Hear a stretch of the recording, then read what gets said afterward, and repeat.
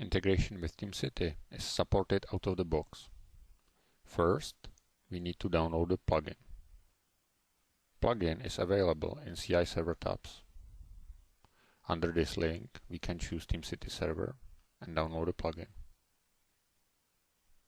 To complete the integration, we need to generate an API key. This API key will be used by the plugin to access our server. API key can be generated in the shared space in API Access tab. We need to choose workspaces to which this API key will have access.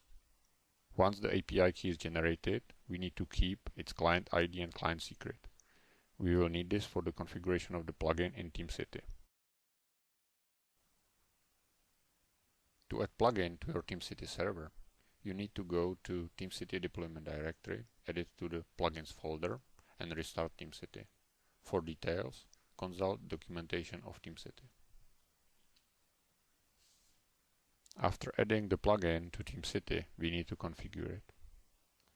The configuration is available in the administration section, and at the bottom you should be able to see a new section, Lifecycle Management CI.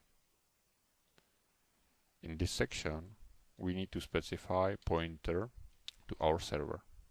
Just cut and paste URL from your browser and enter client ID and secret. Click Test Connection. It will validate whether entered information is valid and also register this TeamCity server.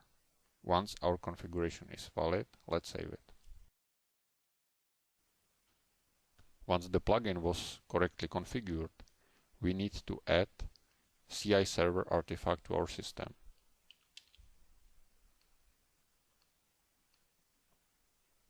Now we are ready to create our first pipeline. Let's go to Pipelines module. In the Pipelines module, by clicking the plus, I can choose what is my build server.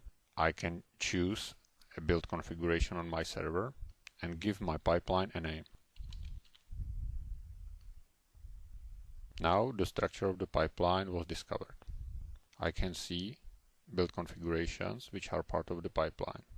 If a build configuration is missing, I can edit manually. Here I can see all build configurations available on the server. For TeamCity pipeline, we provide similar functionality as for Jenkins pipelines. You should go and configure your test steps. I can choose what is my framework. I can specify test type, testing tool, and testing level. I can define information about my environment.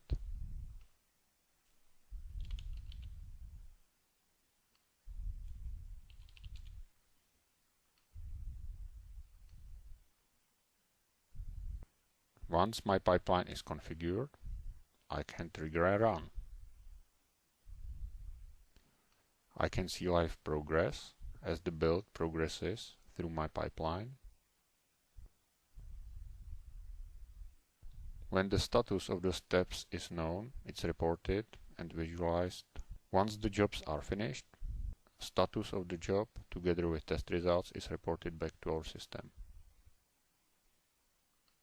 We can also track execution of the pipeline here in the overview.